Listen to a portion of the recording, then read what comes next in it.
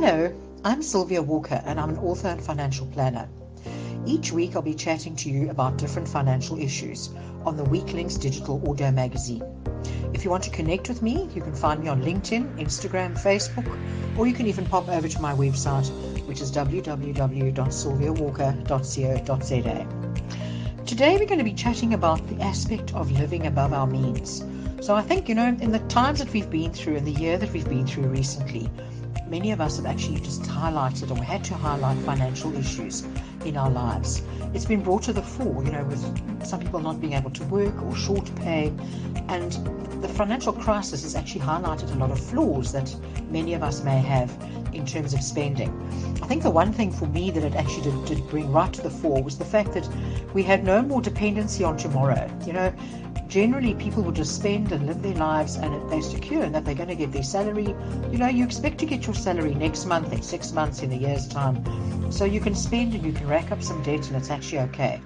But what has happened in the last year is we've been very, very aware of the fact that that paycheck cannot be taken for granted, and a lot of people have lost that money or that income almost overnight. So it's highlighted a lot of financial issues. But let's just chat briefly about, do we actually live above our means? And I want to tell you a little story about a colleague that I had about 20 years ago. We worked together in the same corporate. He was a new chap. He joined the business and we became friends. And one day we were talking and he said to me, I have the best bank manager in the world. And I said, really? And he said, yes, if ever I need money, I just go and ask my bank manager. And I still thought to myself, wow, I wonder where this chap banks. What a great bank manager he must have. Anyway, about 6 months later, 8 months later, he almost lost his house because he just got himself in too deep over his head. But the point that I want to make with this is that it's very easy, as long as we have a line of credit, as long as we have people willing to bail us out even, it's very easy to actually just live a lifestyle that perhaps we can't afford. So how do we actually come back to that issue of, are we living above our means? We all start out earning that first paycheck, and when you earn that first paycheck or that first salary, you only have so much money and so much that you can do with it. But we kind of have all these expectations, of the right car we must drive, the right clothes we must wear, the right furnishings, and we get sucked into this trap of having to accumulate stuff because that is what perhaps portrays success, or that is what society expects us. If I drive the right car, I'm successful. So there's a lot of that we actually have to battle with and grapple with, and we can end up spending a lot more money than we actually do have, and we end up going into debt. But we're not really going to chat about debt today. But coming back to the stuff that we buy, we also can be under the illusion that perhaps stuff buys us happiness. So the more stuff we have, the happier I am. But actually, did you know that stuff doesn't bring you happiness? That's been proven over and over by science. What does bring us happiness are memories, are time spent with loved ones. That's really what brings us happiness. The great thing about going to shop and to buy things, it's all the excitement of hunting. It's almost like the old caveman, going hunting, and then when he catches the animal, when he kills the animal, it's gone, the euphoria is gone. It's the same thing with shopping and buying and spending. So what have we learned this last year in terms of how we need to live and living within our means? As I say, for many people it's been a harsh reminder that actually they don't have that luxury of going to have a paycheck month in, month out, or an income that's going to be able to sustain them. I think one of the important things is we need to actually start looking at what is important in our lives to us. And I think through this lockdown period and the tough times we're in, a lot of us have been forced to actually look at that. What is important?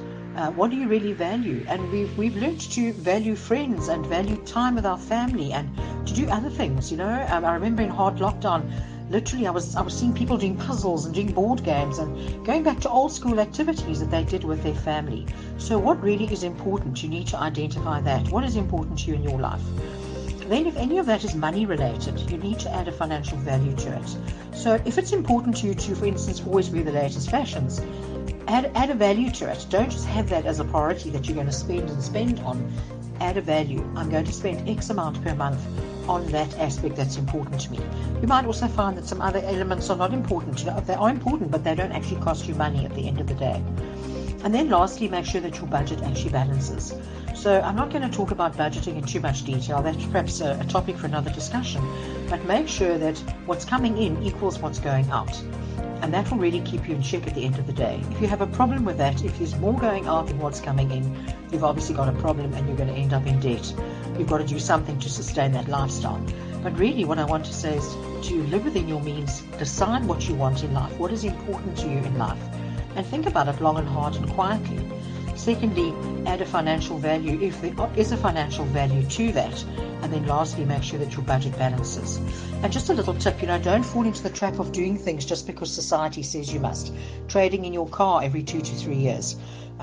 Even clothing, buying new clothing all the time. Through lockdown, we've learned you actually, by doing Zoom meetings and working from home, you actually don't really have to worry that much about the power dressing and all of that. So really come back down to basics and live a life that you can afford. It's as simple as it is.